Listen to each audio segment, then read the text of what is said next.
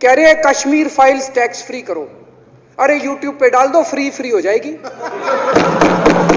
Tax free क्यों करा रहे हो? इतना ही तुमको शौक है, विवेक अग्निहोत्री को बोलो यूट्यूब पे डाल देगा, सारी पिक्चर फ्री है, सारे जने देख लेंगे एक ही दिन के अंदर। टैक्स फ्री की क्या जरूरत है? सही कह रहे हैं अरविंद केजरीवाल। इसलिए राजनीति करने आए थे कि पिक्चर के पोस्टर लगाएंगे।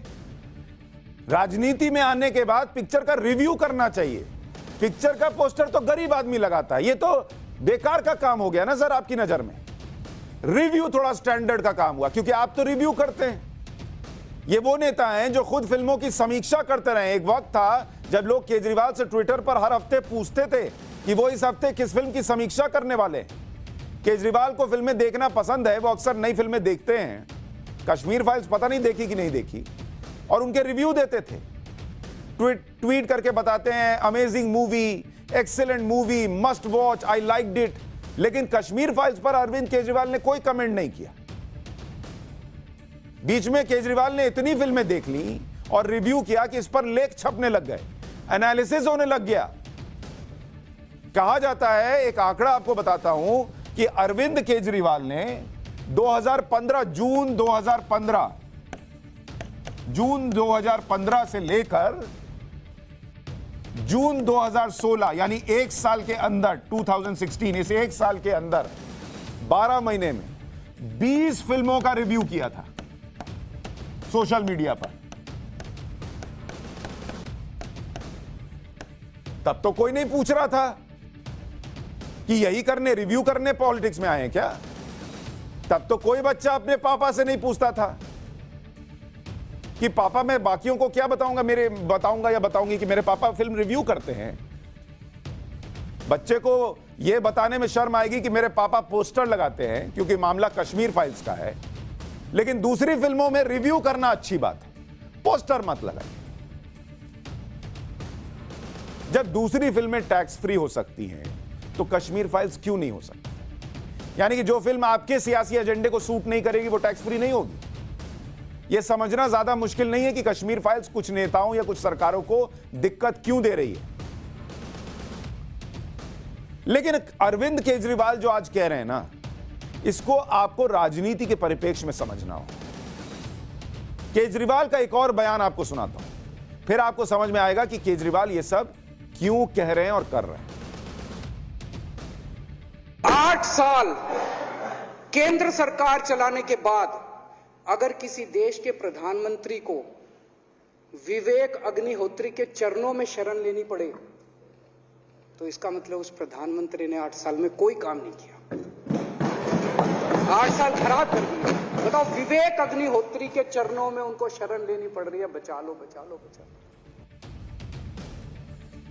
ये वो अरविंद केजरीवाल हैं जो खुद कुछ फिल्मों को टैक्स फ्री करते हुए बताते थे कि भाई देखिए हम कितना शिक्षा के लिए काम करते हैं, ये शिक्षा पे बनी फिल्में इसलिए कर रहे हैं। तब तो किसी ने नहीं पूछा कि आपने इसका मतलब कोई काम नहीं किया, फिल्म के पीछे छुप रहे हैं। और अभी 5 राज्यों के नतीजे आए, तो जिन प्रधानमंत्री के लिए वो कह रहे हैं कि उनको कश्मीर फाइल्स के पीछे छुपना पड़ रहा है, उनको तो जनता मैंडेट दे रही है।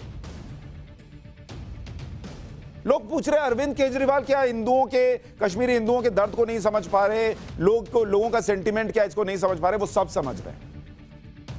आपको अरविंद केजरीवाल के बॉडी लैंग्वेज में जो फर्क आया है और जो वो आज स्टेटमेंट दे रहे हैं उसको समझना होगा। अरविंद केजरीवाल वो नेता हैं जिन्होंने सियासत में सबसे पहले समझ लिया था कि नरेंद्र मोदी को देश की जनता पसंद कर रही है, प्यार मोहब्बत कर रही है। इनको अगर आप कोसोगे तो आपको नेगेटिव इंपैक्ट झेलना पड़ेगा। और इसलिए अरविंद केजरीवाल ने स्ट्रैटेजिकली, स्मार्टली नरेंद्र मोदी को टारगेट करना छोड़ दिया था। उनके पार्टी के दूसरे नेता करते थे, वो कभी नहीं बोलते थे। वो हाथ जोड़कर कहते थे मोदी जी आप बताइए क्या करना है, कैसे मदद करनी है। लेकिन अब पंजाब का चुनाव जीतते अरविंद केजरीवाल के सपने बड़े हो गए, क्योंकि उनको लगता है उनकी पार्टी बड़ी हो गई और उन्हें अब अपने आप को नरेंद्र मोदी के खिलाफ खड़ा दिखाना है। इसलिए वो जानबूझकर ये समझते हुए कि ये जो कश्मीरी हिंदुओं का दर्द है, इसके साथ अगर बीजेपी खड़ी हो रही है तो वो सेंटीमेंट उधर चला जाएगा, वो दूसरी लाइन ले रहे हैं। ये समझते हुए कि इसका ये बैकफायर कर सकता है, लेकिन उनको अब नरेंद्र मोदी के खिलाफ खड़े होना है, इसलिए वो ये कर रहे हैं। वो जो अभी नरेंद्र मोदी को टारगेट कर रहे हैं, ये कितने दिनों के बाद शायद उन्होंने ये किया होगा, क्योंकि उनको अब ये दिखाना है कि मैं हूं, जैसे ममता बनर्जी पहले कहती थी कि मैं ही हूं जो नरेंद्र मोदी के खिलाफ खड़ी हो सकती हूं 2024 में। अब ये पोस्चरिंग अरविंद केजरीवाल कर रहे हैं, और इसलिए अरविंद केजरीवाल ये बयान दे रहे हैं। पब्लिक इन बयानों को कैसे ले रही है? उन्होंने जो कह दिया कि यूट्यूब पे डाल दो, पब्लिक का सेंटिमेंट क्या होगा इसको लेकर, सियासी सेंटिमेंट, वो अभी गुजरात के चुनाव में पता चल जाएगा, क्योंकि अरविंद केजरीवाल की पार्टी वहां उतरेगी।